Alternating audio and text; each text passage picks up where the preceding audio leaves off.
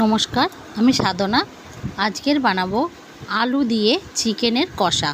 এটা একটু অন্য ধরনের বানাবো। চিকেনটাকে প্রথমেই আমি ভালো করে ধুয়ে নিয়েছি। ধুয়ে এটাকে জল ঝরাতে রেখে দেব। এদিকে একটা পেস্ট তৈরি করে নেব। পেঁয়াজ, ধনেপাতা, টমেটো, ক্যাপসিকাম সব কিছু দিয়ে একটা পেস্ট তৈরি করে নেব। এবার কড়াই বসিয়ে দিয়েছি গ্যাসে। দিয়ে এবার কড়ায় তেল দিয়ে দিলাম। দিয়ে তেলটা যখন গরম হবে আমি আলুগুলোকে ভেজে নেব। আলুগুলোকে একটু নুন আর হলুদ দিয়ে আমি আলুগুলোকে লাল লাল করে ভেজে নেব। আলুগুলোকে আমি নুন হলুদ দিয়ে ভালো করে নেড়ে চেড়ে লাল লাল করে ভেজে নিয়েছি। এবার আলুগুলোকে তুলে নেব। আলুগুলোকে তুলে নিয়ে ওই তেলের মধ্যে দিয়ে দেবো দুটো তেজপাতা আর দিয়ে দেবো 4টে একটু মিডিয়াম সাইজের পেঁয়াজ কুচি। আমি এখানে 1.5 কেজি মাংস নিয়েছি। আমি একটু বড় বড় সাইজেরই 4টে পেঁয়াজ নিয়েছি। পেঁয়াজটাকে কুচি করে নিয়ে লাল লাল করে ভেজে নিলাম। দিয়ে দেবো এর মধ্যে 2 চামচ, বড় চামচে 2 চামচ আদা রসুনের পেস্ট।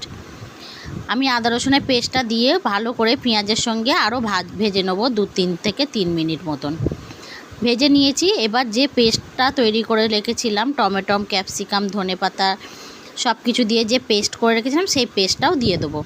ওটাকে দিয়েও মিনিট 2 নেড়ে চেড়ে নেবো ভালো করে। এবার দিয়ে দিলাম কিছু গুঁড়ো মশলা। দিয়ে দিলাম নুন, লঙ্কার গুঁড়ো, হলুদ গুঁড়ো, ধনে গুঁড়ো, জিরের গুঁড়ো, সব গুঁড়ো মশলাগুলো মিক্স করে দিয়ে এবার দিয়ে দিলাম অল্প একটু কাশ্মীরি লঙ্কা, কালারটা একটু ভালো আসার জন্যে। দিয়ে দেবো স্বাদ মতন একটু চিনি আর দিলাম 2টো কাঁচা লঙ্কা। দিয়ে এবার মশলাটাকে ভালো করে কষিয়ে নেব।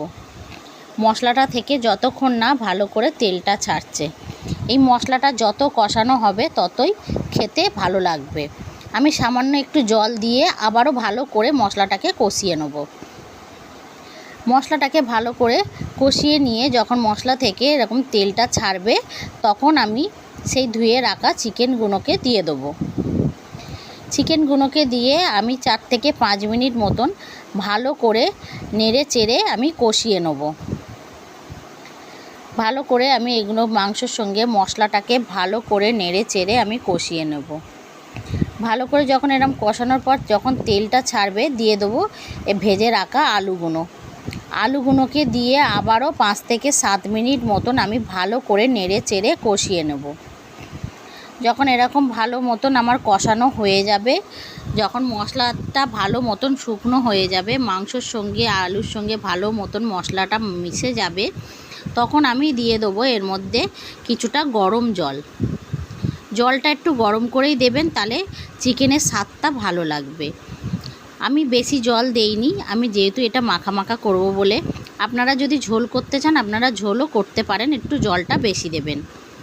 এবার যখন আরও 4 থেকে 5 মিনিট মতন আমি জলটা দিয়ে ফুটিয়ে নিয়ে দিয়ে দিলাম গরম মশলার গুঁড়ো। গরম মশলার গুঁড়ো দিয়ে আমি 1 থেকে 2 মিনিট ফুটিয়ে নিলেই এটা রেসিপিটা কমপ্লিট হয়ে যাবে।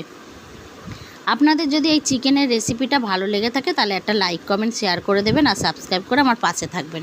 আর ফেসবুকে দেখলে আমার পেজটাকে ফলো করে রাখবেন, তাহলে নিত্য নতুন রেসিপিগুলো সবার আগে পেয়ে যাবেন। আমার যদি চিকেনের রেসিপিটা আপনাদের ভালো লেগে থাকে একটা কমেন্ট করে